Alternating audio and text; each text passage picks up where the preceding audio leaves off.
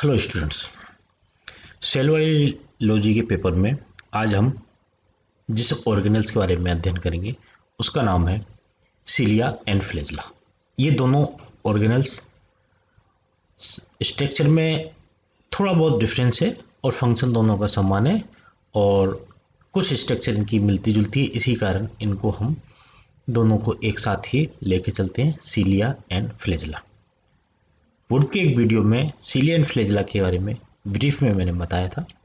आज हम उसको थोड़ा सा और डिटेल में लेके चलते हैं जिससे आपको इसकी सारी बातें आपको क्लियर हो जाएंगी। सिलिया या फ्लैजेला दोनों ही जो हैं एक तरह से माइक्रोस्कोपिक हैं, कॉन्ट्रैक्टाइल है, फिलामेंटस स्ट्रक्चर और साइटोप्लाज्म है। It create food current create करते हैं, फूड को लेने के लिए मदद करते हैं, सेंसरी ऑर्गन्स के रूप में मदद करते हैं, perform many mechanical function of the cells. Cilia and flagella are identical structure है but both can be distinguish by their number and function. इन दोनों को हम समान है, मतलब कुछ संरचना इनकी मिलती जुलती आइडेंटिकल स्ट्रक्चर, लेकिन कुछ फीचर्स ऐसे हैं जिनके द्वारा इनको अलग अलग हम कर सकते हैं उनके नंबर के आधार पर और उनके फंक्शन के आधार पर। That is the cilia and flagella. Cilia and flagella that is here like है, मोटाइल मतलब मूवमेंट जिसमें ऑर्गेनल्स हैं, project from surface of the variety of eukaryotes की जो सेल मेम्ब्रेन उससे बाहर की तरफ निकले होते हैं। सीलियम लाइंग टू एन और it moves the cell in direction perpendicular to cilium itself. Flexible होंगे और लार्ज नंबर में है सिलिया, सेल सरफेस पे हैं and their beating activity is coordinated. एक लेबद्ध तरीके से ये बीटिंग एक्टिविटी करते रहते हैं। जबकि फ्लैजेला जो है वो सिंगली होंगे, इन पेयर में होंगे या exhibit a variety of different beating pattern depending on sale type. ये इनके संख्या पे और इनके मूवमेंट के आधार पे इन दोनों में सिलिया और फ्लैजेला में डिफरेंस है। इसके बाद सिलिया, केवल हम सिलिया की अगर हम बात करते हैं, cilia and flagella are more likely similar in structure. Similar हैं दोनों, लेकिन सिलिया के अंदर जो होगा एक पावर स्ट्रोक एक रिकवरी स्ट्रोक होगा। ये दो डायग्राम दे रखे हैं। पावर स्ट्रोक में स्टार्टिंग में जो सिलिया मूवमेंट करेगा that is the power stroke. इसमें cilium maintain in a rigid state as a pushes against the surrounding medium और रिकवरी स्ट्रोक में वो वापस लौट के आएगा। तो पावर स्ट्रोक में मैक्सिमम रेजिस्टेंस है और ये नंबर 1 से लेकर ये आपका 1 2 3 4 5 6 7 8 7 तक यहाँ सिलिया है और ये पावर स्ट्रोक के कारण यहाँ तक आएगा। और ये रिटर्न स्ट्रोक है तो ये मिनिमम रेजिस्टेंस है, अब ये धीरे धीरे अपने आप वापस चला जाएगा। That is a power stroke and recovery stroke. ये सिलिया में होता है। इन मल्टीसेलुलर ऑर्गेनिज्म सिलिया का काम क्या है कि फ्लूइड जो है जहां ये है लिक्विड है वहां ये मूव कर रहा है, तो जो मटेरियल है वो वेरियस मटेरियल है वो उसके पास तक आ जाएंगे। या अगर ट्रैक्ट में है, कहीं ट्रैक्ट है तो वो मटेरियल का मूवमेंट होगा, ठीक है ना, लिक्विड के साथ साथ वो मटेरियल मूव करेंगे। In human ciliated epithelium lining the respiratory tract. हमारे रेस्पिरेटरी सिस्टम में सिलिएटेड एपिथेलियम पाई जाती है जो क्या काम करती है कि म्यूकस को प्रोपेल करती है, ढकेलती है और जो भी उसमें डेब्रिस छोटे मोटे पदार्थ डस्ट पार्टिकल्स वगैरह उनको ट्रैप कर लेती है फ्रॉम द लंग्स। उनके द्वारा वो उनको करती है, लंग्स के द्वारा। ये काम सिलिया की मदद से होता है और म्यूकस उसमें उनको ट्रैप करता है। Many cell of the body contain single non motile cilium called primary cilium. बहुत सी जगह केवल primary cilium. It have a sensory function भी है, मॉनिटरिंग करेगा मैकेनिकल एंड केमिकल प्रॉपर्टी जो एक्स्ट्रा सेलुलर फ्लूइड, तो बाहर कोशिका के बाहर जो फ्लूइड है उसका क्या मैकेनिकल और केमिकल प्रॉपर्टीज हैं उनको मेंटेन करने का काम भी सिलिया का है। अब बात करते हैं फ्लैजेला के बारे में। Flagella occur in a single और pair and exhibit a variety of beating pattern. या तो ज्यादातर अकेला होगा या कभी कभी पेयर के रूप में होते हैं। एक या दो ही फ्लैजेला होते हैं और मैक्सिमम जो संख्या इनकी रहती है वो 4 तक कभी हो सकती है किसी प्रोकैरियोट्स वगैरह में। और इनका पैटर्न जो है बीटिंग पैटर्न वो वेराइटी है, कई तरह के वेव फॉर्म बनाता है wave form. For example single cell जो एल्गी है वो पुल्स करती है itself for asymmetric manner से करेगी, और कभी कभी ये पुशिंग होगा सिमेट्रिक बीट इन मीडियम। ठीक है, degree of asymmetry in pattern of beat is regulated by internal calcium ion concentration. क्या कैल्शियम आयन कंसेंट्रेशन है उससे एसिमेट्रिकल मैनर से मूवमेंट हो सकता है और सिमेट्रिकल मैनर से, दोनों तरह से अलग होता है। ये एक डायग्राम के द्वारा ये फ्लेजलम दिखाया है, इस फ्लेजलम में ये मूवमेंट हो रहा है प्रोपेल लाइक है मोशन, ये इसका मूवमेंट करेगा। और ये सीलिया का मूवमेंट है कि इस तरह से मूवमेंट ये मूवमेंट करेगा, सीलिया यहाँ आया फिर आएगा, बैक एंड फोर्थ बीटिंग, ये अलग अलग प्रकार के दोनों के मूवमेंट। ये इलेक्ट्रॉन माइक्रोस्कोप का डायग्राम है जिसमें इनकी साइज और मूवमेंट के बारे में दिखाया गया है कि सीलिया में भी 5 micrometre to 10 micrometre in length, इतनी बड़ी होगी, जबकि फ्लेजला जो होंगे 150 माइक्रोमीटर इन लेंथ, लंबे होंगे। सीलिया छोटे होंगे, स्मॉल होंगे, टीनी स्ट्रक्चर है और ये बहुत छोटी स्ट्रक्चर है, इसलिए संख्या में अधिक होते हैं। फ्लेजला सिंगल होगा, एक लार्ज स्ट्रक्चर होगा। फ्लेजला लेस नंबर, कम नंबर होगा, एक या दो ही होते हैं या ज़्यादा 4 हो सकते हैं। और सीलिया जो है न्यूमरस है, 300 to 1400 और मोर तक हो सकते हैं। जिस तरह की बॉडी है, जिस तरह की आवश्यकता है, उस हिसाब से सीलिया और फ्लेजला होते हैं।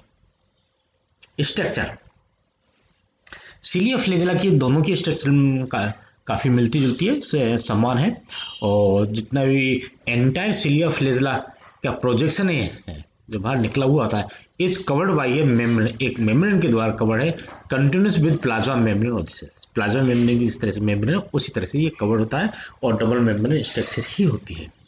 और इसका जो कोर है सीलियम का इस कॉल्ड एक्सोनिम, यही मेन है, ये यूनिट है एक्सोनिम, इसी की हम चर्चा करते हैं। और इस एक्सोनिम में माइक्रोट्यूबुल्स के इस तरह के बंडल बने हुए होते हैं माइक्रोट्यूबुल्स के। यहाँ हम देखें कि एक तो सेंट्रल में ये 2 बंडल हैं और बाकी के ये पेरिफेरल हैं। ये सेंट्रल माइक्रोट्यूबुल्स कहलाते हैं, 1 और 2, जो दोनों में आपस में कनेक्ट है सेंट्रल माइक्रोट्यूबुल, और ये कहलाती है पूरी इनर शीथ कहलाती है। और ये पेरिफेरल माइक्रोट्यूबुल्स हैं, पेरिफेरल माइक्रोट्यूबुल्स, ठीक।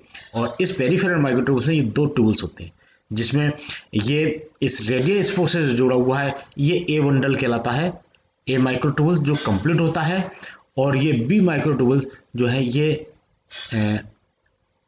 इनकम्प्लीट होता है, आधा होता है, पूरा कंप्लीट नहीं होता, क्योंकि ये इसके साथ जुड़ा हुआ है, ये कंप्लीट और ये पूरा कंप्लीट। स्पोक्स ए से लगा, ये ए और बी, ए में ही ये आर्म्स निकली रहती हैं जिन्हें डाइनिन आर्म कहते हैं, एक बाहर की तरफ एक अंदर की तरफ। और ये दोनों ट्यूबुल जो जुड़े हुए हैं ये नेक्सिन नामक प्रोटीन के द्वारा जुड़े हुए हैं, दैट इज ए डाइनिम आर्म्स। और ये यहाँ लिखा हुआ ए ट्यूबुल्स और बी ट्यूबुल्स, डुबलेट है। इस तरह के डुबलेट के ये 9 है, 1 2 3 4 5 6 7 8 9, ये 9 + 2, इसलिए ये एक्सोनिम की सीलिया फ्लेजला 9 + 2 स्ट्रक्चर कहलाती है। और दैट इज नेक्सिन, ये इन दोनों को ए और बी, एक का ए और दूसरे का बी जो जुड़ा है और नेक्सिन के द्वारा जुड़ा हुआ था। इस तरह से ये एक कोर स्ट्रक्चर जो एक्सोनिम उसकी ये संरचना है।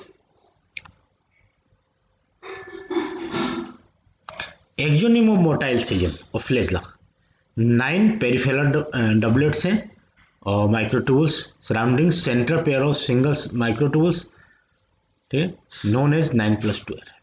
पेरिफेरल 9 और सेंट्रल में सिंगल 2, 9 + 2, सिंगल सेंटर पेयर होगा और ये 9 वो होंगे, तो 9 + 2 अरे ये कहलाएगा। All microtubules have same polarity होगा। ईच पेरिफेरल डबलेट जो है उसमें ए ट्यूबुल और बी ट्यूबुल 2 ट्यूबुल्स हैं जैसे बताया। और इनकी जो एक्सोनिम की खोज 1952 में ये मेंटन और पोल्टर ने इनकी खोज की थी। सेंट्रल ट्यूबुल्स है एनक्लोज बाई सेंट्रल शीथ के द्वारा है, that is connected to a tubule by radial spoke, जो डायग्राम में भी देखा है रेडियल स्पोक के द्वारा जो सेंटर से जुड़ा हुआ है वो ए ट्यूबुल्स है। और डबलेट में जो दोनों जुड़े हुए हैं इंटर डबलेट ब्रिज कहलाता है, ए और एक का ए और दूसरे का बी जो जुड़ेंगे, ठीक है, वो कहलाएगा नेक्सिन के द्वारा, नेक्सिन प्रोटीन। ए पेयर और आर्म्स, एक इन इनर आर्म्स एक outer arm project from A tube से, ये 2 आर्म निकलती है, एक लेफ्ट साइड में, राइट साइड, जिसको इनर और आउटर आर्म कहते हैं, और ये कहलाती है डाइनिन प्रोटीन की, ठीक है।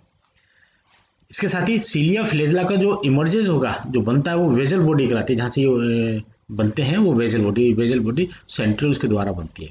If a cilium is sheared is an outcrop the basal body,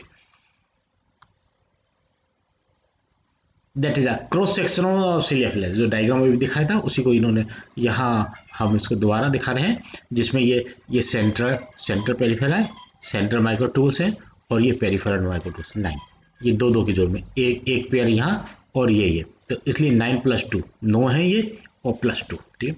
ये रेडियल स्पोक्स है, ये रेडियल स्पोक ए से लगेगा, ये ए कंप्लीट होगा, ठीक है, दिख रहा है ना, ये ए कंप्लीट है, और ये बी ट्यूब माइक्रोट्यूब्यूल से ये अधूरा होगा, ठीक है।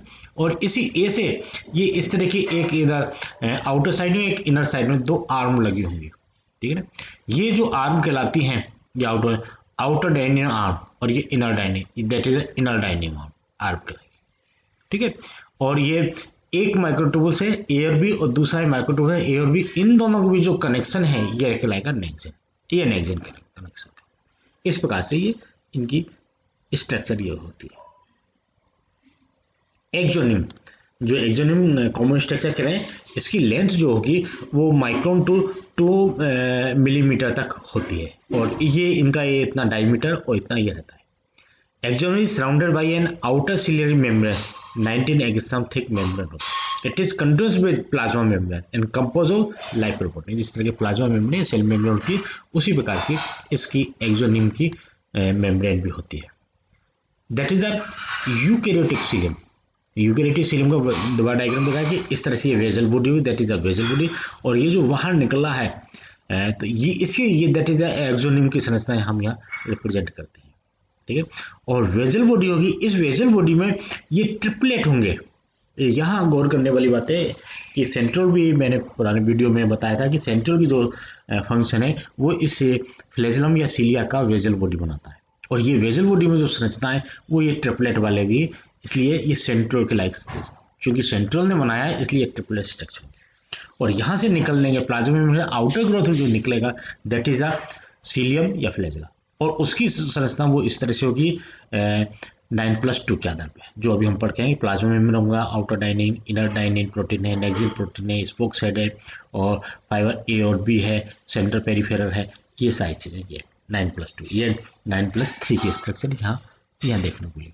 तो वेजल बॉडी सेंट्रल के द्वारा, और ये 9+2 के स्ट्रक्चर, ये मेन डिफरेंस यहाँ दोनों में रहता है। केमिस्ट्री और एक्सोनिम।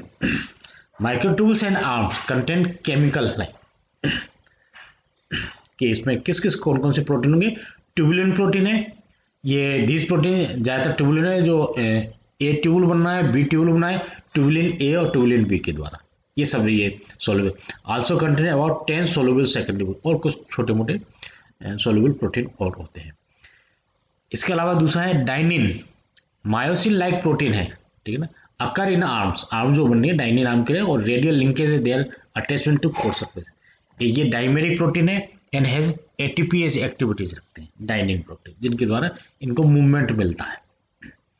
वेजल बॉडी जो है ये सीलिया फ्लेजा का जो है वेजल बॉडी से निकल के बनेगा, और इसको कहते हैं काइनेटोसोम भी कहते हैं, वेजल ग्रेनुल भी कहते हैं, और प्रॉक्सिमल सेंट्रियोल भी, क्योंकि सेंट्रियोल से बनता है इसलिए प्रॉक्सिमल सेंट्रियोल भी कहते हैं।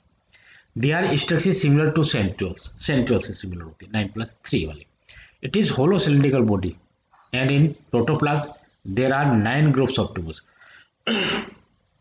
Each tubule is formed of 3 units, 3 unit, 9+3 की संरचना होगी, जिस तरह की सेंट्रियोल्स की होती है वही वेजल बॉडी होगी थी।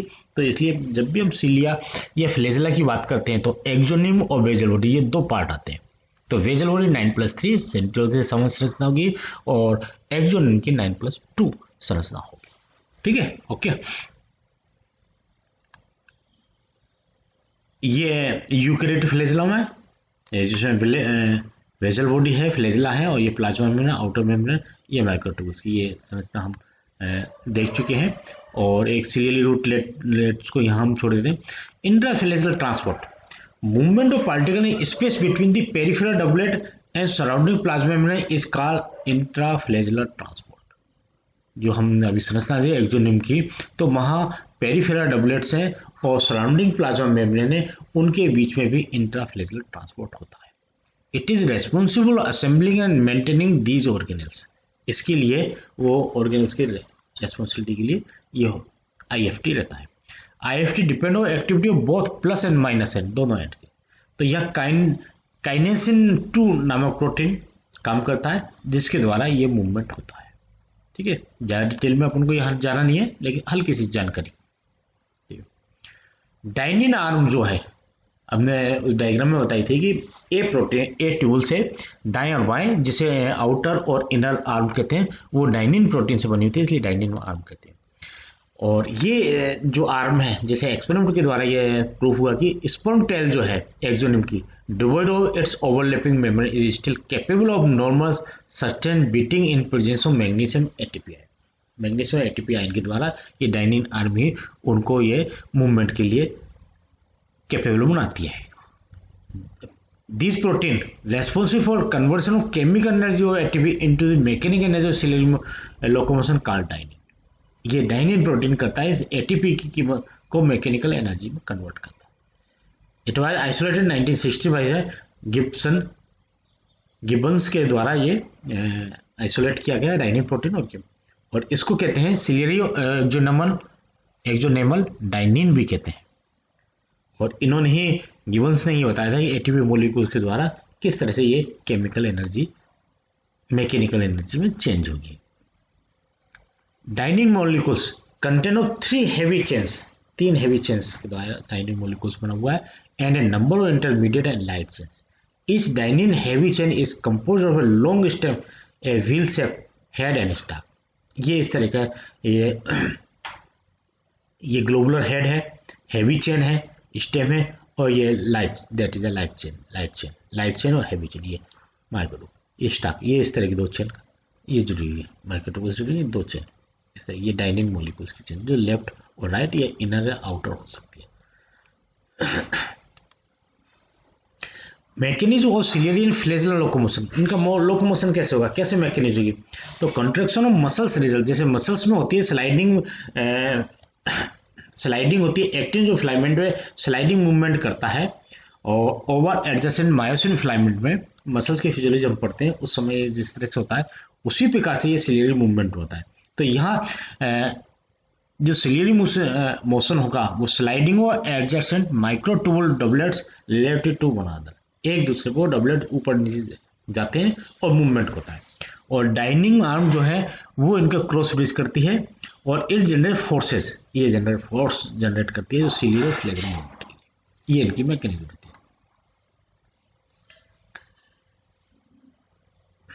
ये डाइनिंग आर्म्स और इनकी आर्म्स का मूवमेंट का है, किस तरह से ये मूवमेंट करती है। यहाँ हम ये स्लाइडिंग का जिस तरह के दिखाया, ये अपन यहाँ थोड़ा सा स्किप करके चलते हैं, डिटेल में अपन ना करके आगे चलते हैं। नेक्स्ट जो माइक्रोट्यूबुल्स हैं ए बी और दूसरे की ए बी, तो उनका एक का ए और दूसरे का बी जिससे इंटरब्रिज के द्वारा करें, दैट इज अ नेक्सिन के द्वारा देगा, is an elastic protein that connect adjacent doublets, play an important role in ciliary flagellum movement by limiting the extent the adjacent doublets can slide over one another। ठीक है ना, वो इस तरह से ये इनको स्लाइडिंग मूवमेंट को कंट्रोल करता है। ये इस तरह का नेक्सिन, ठीक है, डाइनिन और ये नेक्सिन पावर स्टॉक वगैरह ये मूवमेंट को मदद करते हैं। बैक्टीरियल फ्लेजेला की बात करें, ये यूकैरियोटिक फ्लेजेला में था, और बैक्टीरियल फ्लेजेला में ये भी सिंपल स्ट्रक्चर होती है। उसके बैक्टीरियल फ्लेजेला में ये 3 पोर्शन होते हैं, टर्मिनल हुक होगा, मेन शाफ्ट होगा, वेजल रीजन होगा। ये सिंगल 5 होगा, 9+2 होगा, ठीक है, और कंपोज ग्लोबुलर मॉलिक्यूल जो है 40 एंगस्ट्रॉम का डायमीटर होता है। इस तरह के ये थोड़ा यूकैरियोट और बैक्टीरियल फ्लेजेला में अंतर होता है। ये बैक्टीरिया फ्लेजेला, ये फ्लेजेला जो है फ्लेजेलिन नामक प्रोटीन का बना होता है, ट्यूबुलिन प्रोटीन ये फ्लेजेला, ये फ्लामेंट और फ्लेजिलिन प्रोटीन, ये हुक है और ये इसका बेस। इसकी जो स्ट्रक्चर है पूरी डिटेल में फ्लेजेला की स्ट्रक्चर हम जब भी प्रोकैरियोटिक कोशिका पढ़ते हैं तब उसमें पढ़ते हैं, लेकिन ये थोड़ा सा उससे डिफरेंट रहेगा। फ्लेजिलम जो है फ्लेजिलिन प्रोटीन है और स्ट्रक्चर में थोड़ा चेंज होगा यूकैरियोट से।